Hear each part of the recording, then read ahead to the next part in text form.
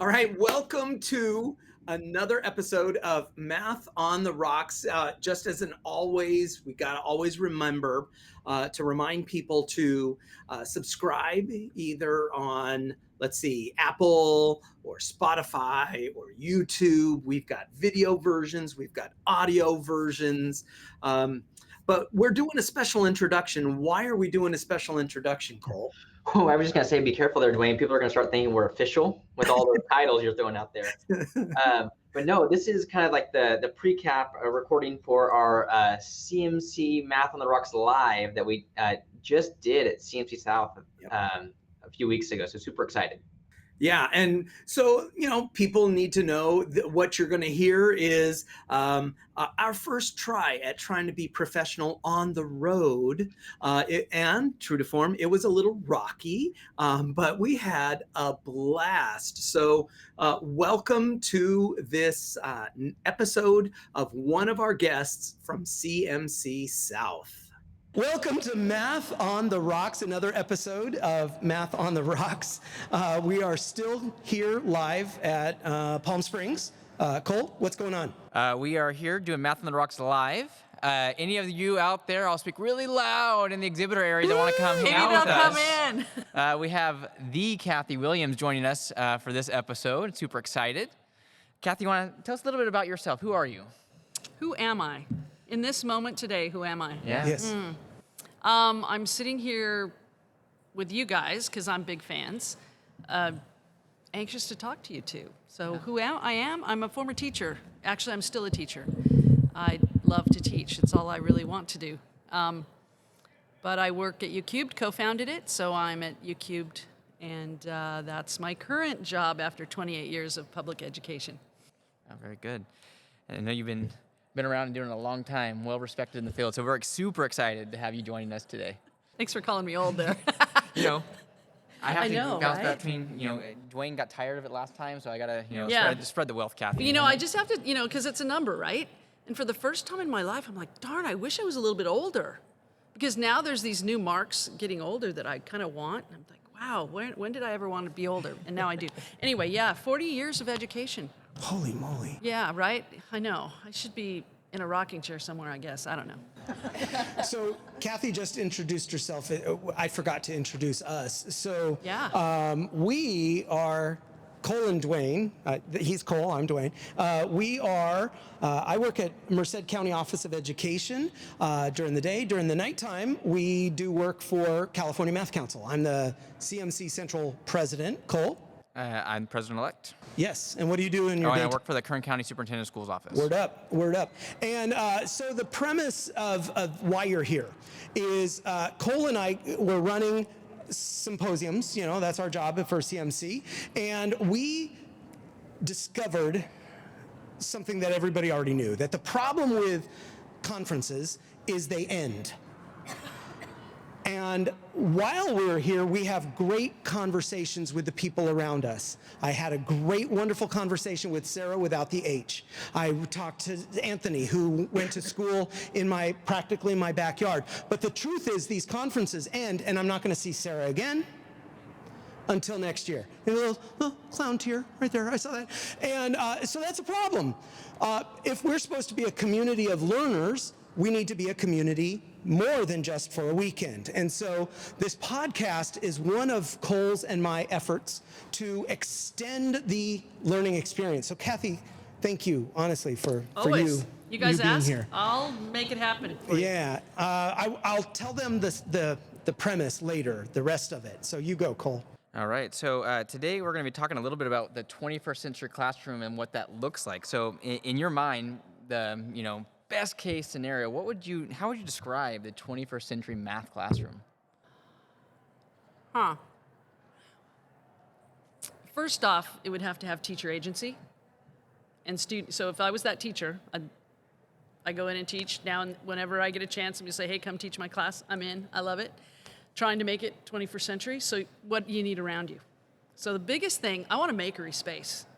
I want a makery space in my classroom. I want all the crazy things that a student might want to make sense and build those brain connections So pipe cleaners, buttons, glue, and I'm talking high school here. Yeah, I'd want that first off. And then I'd want all the cool technology to go with it without bounds, right? I figure if I'm interesting enough, a student is going to be using their phone because they're curious about what I might be saying and they're looking it up. I'm not going to restrict devices because they're not going away. That sounds very different than the high school math class that I took, Cathy. I don't remember any pipe cleaners in math class. No, they weren't in mine either, nor was the technology because it wasn't invented yet. Or at least not affordable enough. Yeah. Oh, do I remember that first calculator? Wow. Whew. And punch cards. We programmed with punch cards. Okay, we don't need to talk about all that right now, but been around a while. I didn't know we actually invited Ida Byron Lovelace as our. That's awesome. Sorry, but I'll just say it, so I guess it's a good thing this is taped and not live. We can edit. Post-production, we could do magic. Right. Okay. Good. So with that, what do you think it would take for every high school classroom to live up to that vision, to that goal? Well, I think we have to start being a community of math learners in a classroom. We really need to be working together. When I go in a classroom, just like anywhere I am, I'm going to talk to students the same as I talk to you. We're together. I'm going to learn from them. They're going to learn from me, maybe. It's a collaborative space. It isn't I'm the math expert in the room and fall in line with my mathematics. No. I have my mathematics, but I want you to share yours, and I want us to work together and talk together, and I want to have the agency to have that be my classroom. We all have different styles. Everybody has to bring their own style to the classroom. That would be my style. That's the way I'm teaching today. I just taught a integrated math 2 class a couple weeks ago, and it was a blast. I mean, you know, some kids were on phones. That's okay. They weren't there with the content with me, but they eventually drew in. You know, you never know when you're going to hook somebody. So that's kind of honoring the learner, because we're all learners. Very good. So, all right, here's the premise. The rest of the conceit of this podcast today. So this is why you're here. So it's the audience participation part. We talked about one problem of conferences is that they end.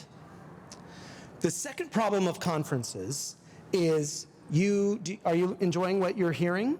Is anything that Cathy is saying a surprise? No, because you kind of knew what you're in the freaking choir. And that's the other problem. The problem is people who come to listen to Cathy already agree with her. And this message, I haven't gone there yet, so it's coming. we need to get this out. And quite frankly, many of us, I know you're in the classroom. Are you guys in the classroom district office? So you work with, so we work with teachers who are skeptical or downright reluctant or maybe perpetuating educational malpractice all the way. But we are working with people who are skeptical, and they're the ones that need to be in the room. And the problem is we hear this and we're so busy agreeing with Cathy that then we go into the classrooms or schools, we're ill prepared to know what to say to the skeptics when the skeptics say, but what about? And so here's the second part of this podcast. I want you to be the skeptic. I want you to be the person next door who really says, that won't work in my class. Nope. Technology? No, not in my class. Way too distracting. I want you to be a skeptic and listen to Cathy not because you're in the choir, but listen to Cathy as if you're a skeptic. Because then we're going to give you the mic and we want you to ask the kinds of questions that your next door neighbor, the skeptic, asks. I'm empowering you to ask some skeptical questions. Now, this might be freeing for some of you. Some of you might be like secretly holding this, I'm a guest. I mean, I'm in charge, but I have some skepticisms. But because I'm in charge, I have to pretend. So this is also an opportunity for you to ask some genuine skeptical questions. So first, at least put yourself in the shoes of the skeptics you work with so that you can ask Cathy one of those skeptical questions, which frees you to ask your own skeptical questions. Is that good? Did I do a good job? I mean, we'll call it okay. Okay, good. And Duane, you know, one of the things I didn't say is, in a perfect world, we change the freaking content. Yes. We have to join the 21st century. Our kids are waiting for us. Our mathematics standards are broken, especially at the high school level, and we have to stop this crazy madness.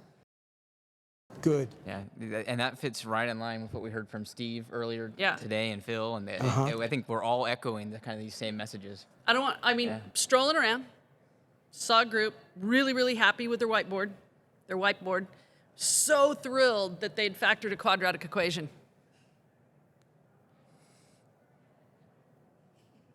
Like, yay? See, all those F-bombs, yeah, right. They're going, but I'm not saying them.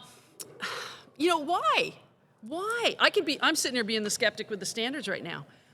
Why? What quadratic equation factors in the real world? Okay, I know what the CS people, anybody in here CS? Bring it. Because I know that there's, you know, places in coding and things that we do this, but then let's do it in coding.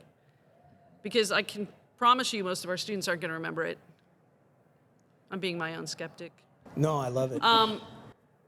So I think we really, really, really have to think about 21st century mathematics. So if someone out there wants to, you know, throw that out too and be a skeptic with me, we're 25% through almost the 21st century, and we're still doing 17th century mathematics without technology. Oh my gosh. The calculators in 19th century, or 20th, come on. It's been around. We won't use them. And then there's computers now. So what do you think is it going to take to propel us to really, as a country, really look at that hard? And I think we have to go to computational thinking. I think we have to base and data science and computational thinking across K-12. The kids will be happier. We have to help teachers. What is computational thinking? Sorry. To me, Conrad Wolfram, I think of it in a lot of the ways he does. There's things to it, and we do it in mathematics. Well, iteration is something we don't do enough of. Let's use iteration. Let's get a cycle going where input, output, input, output. Let's have some abstraction. Let's take something and actually I get to sit down and do my mathematics to figure it out instead of trying to do my teacher's mathematics. Let's use the technology around us.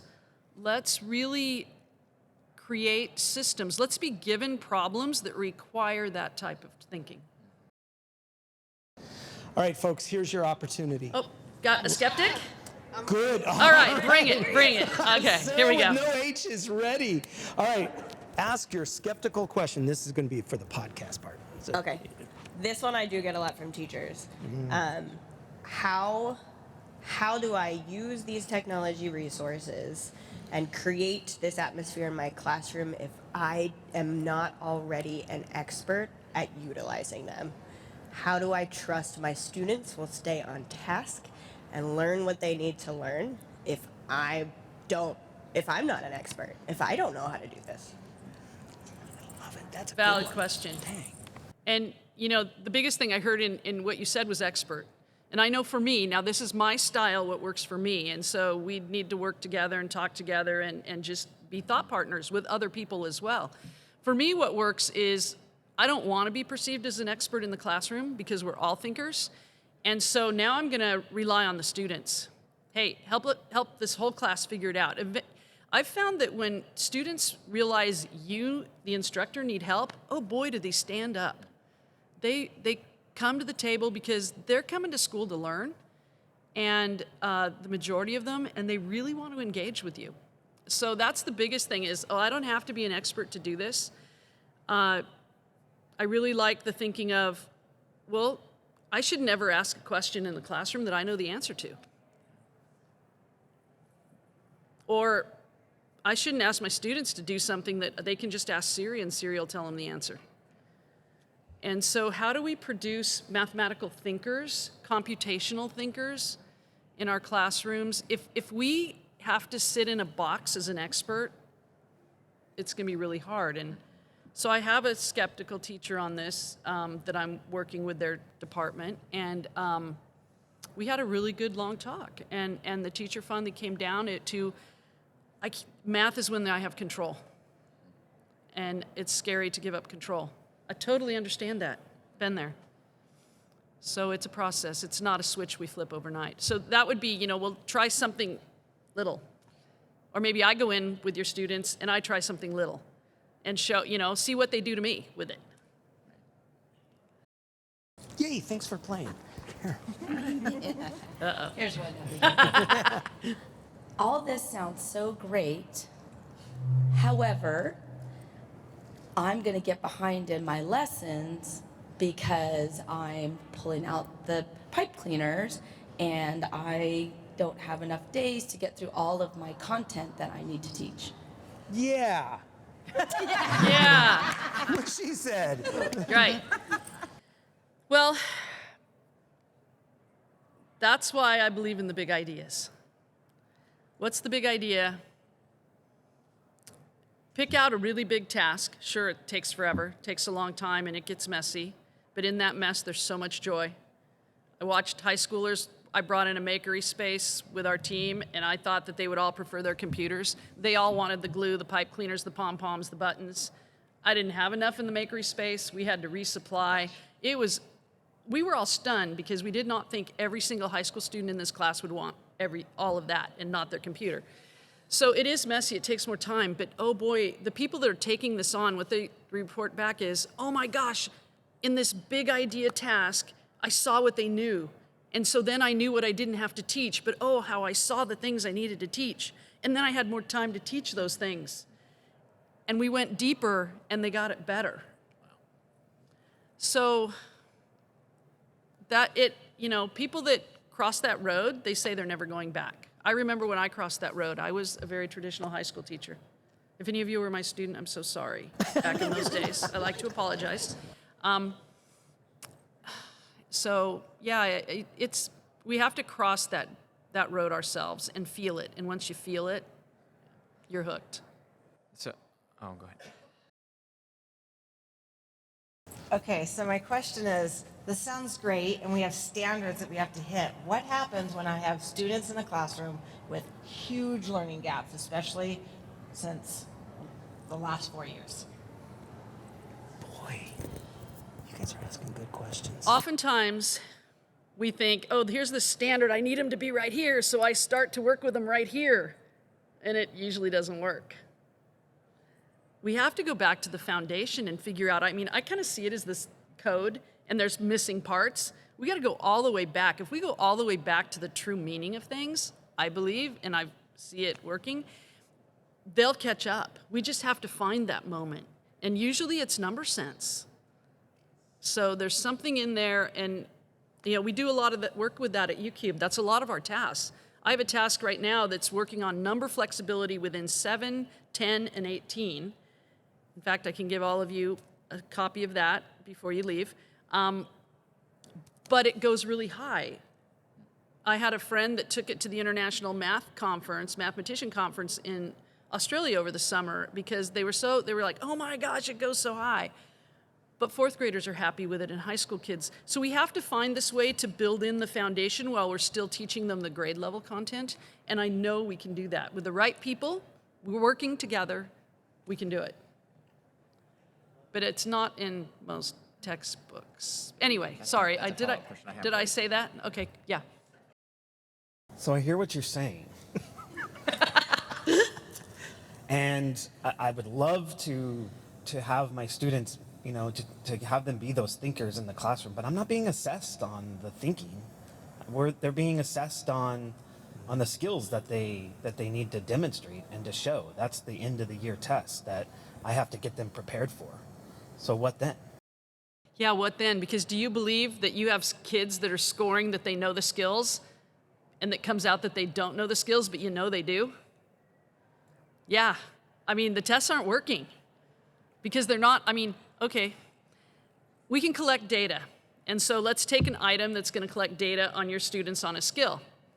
If that question is crap, the best data you're going to get out is crap, and it's probably worse than crap. I'm not sure. I mean, there's other words I could use then. So we have to look at that. You know, it's like, what's that telling me? Is that really testing what the kids know? I mean, the kids even know it. They know this is just a crazy game. So I dream of a system where they have the work produced. Maybe we have some AI to help us really tease out what the language is and the drawings. You know, I think we're close to getting there. To help teachers, because that is really hard. We could go down that whole grading thing then. I can be my own skeptic. Oh, you know what? That means you're inviting us to invite you for a future podcast recording. Absolutely. I heard that. Okay. So, I would love that.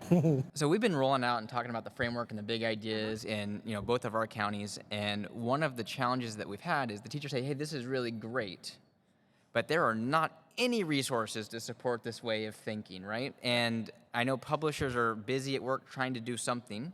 Yep. And we're all sitting back crossing our fingers hoping that they actually live up to this, right? So what would be your advice to publishers that are trying to, or on the other side, district adoption teams, of trying to find materials really to live up to this vision of the new framework? You just let them have it, Cathy. Don't hold back. Well, I think writing books is not a profitable experience, right? I mean, I've got 9 books out there. I can't retire on that. Maybe they weren't good enough. Okay, well, that's another. Anyway, I think we really have to get back to what is it? Is it that we want them to answer this question that Siri would answer for us? Or is it this deep thinking thing? And so we can take those textbook questions and we can make them incredible. I mean, I could go on and on about the design aspects we use at UCubed and the way we think about it.